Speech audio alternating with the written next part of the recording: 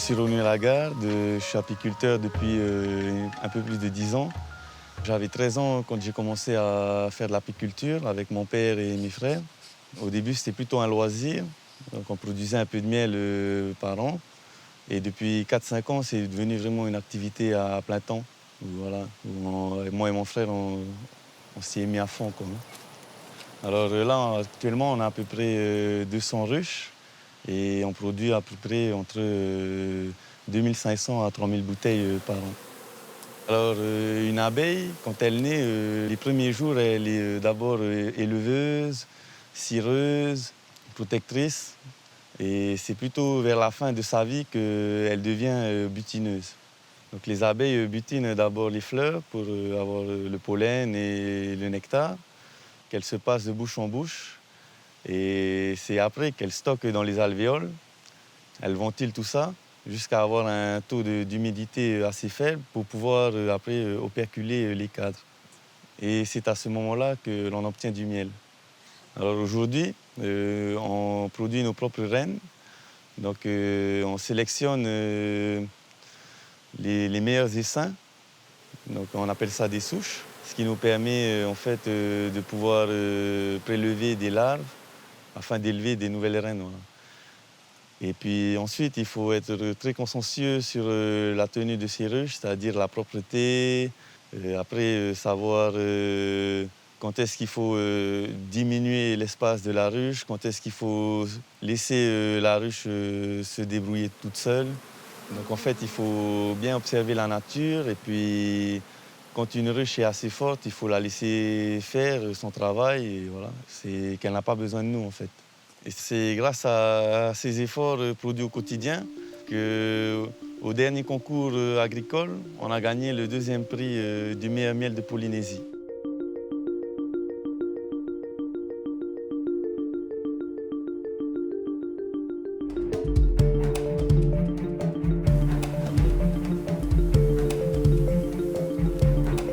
Je suis Jean-Patrick, apiculteur bio depuis 15 ans.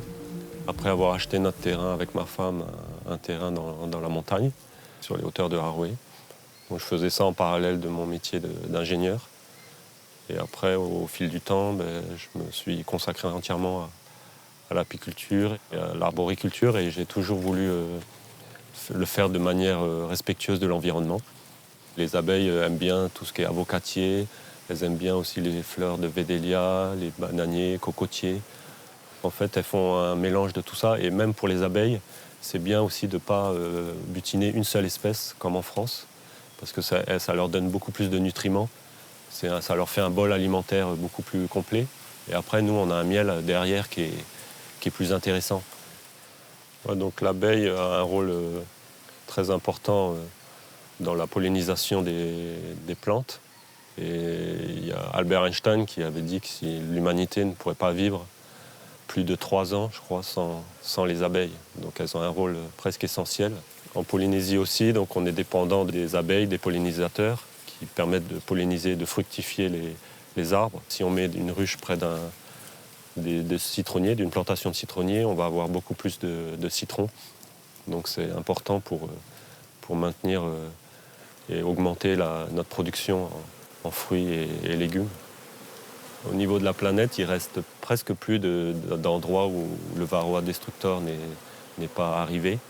Donc c'est important pour nous de se protéger et de sensibiliser la population aussi, et les gens qui voyagent, de ne pas faire venir du miel ou des abeilles qui pourraient nous contaminer la Polynésie, qu'on reste un des derniers endroits à l'abri de cette maladie.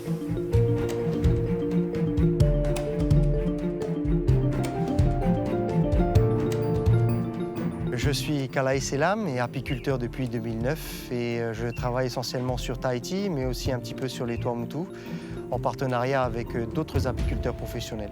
Je les aide particulièrement à se tenir informés des nouvelles techniques en apiculture qui existent et je les aide notamment à optimiser aussi la qualité de leur production en utilisant entre autres un déshumidificateur de pièces pour pouvoir essayer lutter contre l'humidité parce que c'est le plus grand ennemi des apiculteurs, c'est l'humidité ici. Et le seuil à ne pas dépasser, c'est 20%, car au-delà, le miel fermente. Nous, on essaie de travailler en chambre chaude pour encore le faire descendre inférieur à 20% et pour essayer d'atteindre le taux de 18% de taux d'humidité, ce qui est la règle, par exemple, en métropole, mais ce qui est difficile à atteindre dans des endroits très humides comme en Polynésie. Donc, en tahitien, les saisonnalités, elles portent un nom, c'est Mataharinya, Matahariraro. Donc, Mataharinya commence toujours vers le mois de novembre et se termine vers le mois d'avril. Donc, depuis le mois de novembre, nous avons posé nos hausses et là, nous les avons sortis des ruches pour procéder à l'extraction du miel que les abeilles ont emmagasiné pendant environ 1 mois et demi, 2 mois. On a la chance en Polynésie, avec les différents archipels, d'avoir des miels très différents en goût et en couleur. Ce qui fait cette richesse de couleurs, ce sont les fleurs butinées par les abeilles. Personnellement, je sais qu'au Tuamotu, le miel a tendance à être plus foncé et le miel produit sur les îles hautes a tendance à être plus clair, à ambrer. La Polynésie, c'est le paradis des abeilles. Cet état de fait risque de ne pas durer dans le temps et c'est déjà en commençant maintenant à se poser des questions ensemble qu'on pourra essayer de trouver des solutions pour anticiper ces problèmes. Dans le cadre de notre association, on a déjà envoyé un certain nombre de miels en analyse et on a eu la bonne surprise d'avoir un taux de retour de miel conforme aux normes européennes important. Donc ça nous met sur la bonne voie de l'exportation.